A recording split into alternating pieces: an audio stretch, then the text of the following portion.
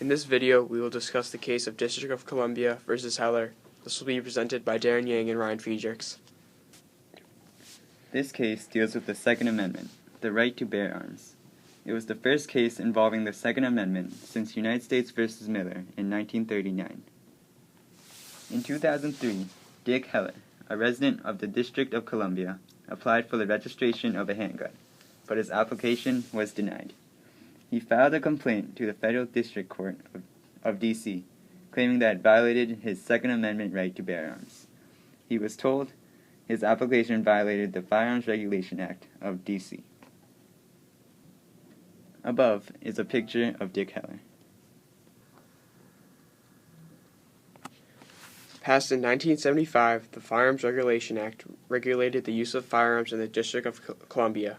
It banned the registration of handguns, required licenses for all pistols, and required that all firearms be kept unloaded, disassembled, or trigger-locked.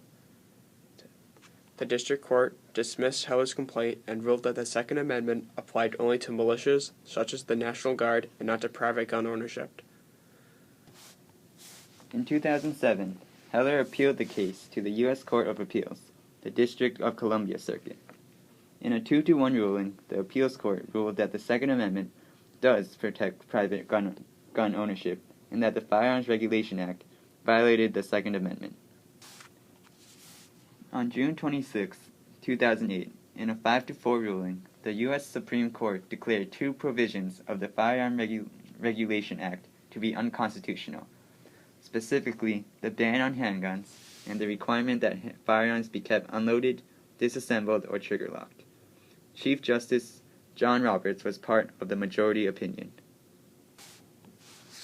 The official court opinion, written by Antonin Scalia, stated that the Second Amendment protects individual right to possess a firearm unconnected with service in a militia, and to use that firearm for traditionally lawful purposes, such as self-defense within the home.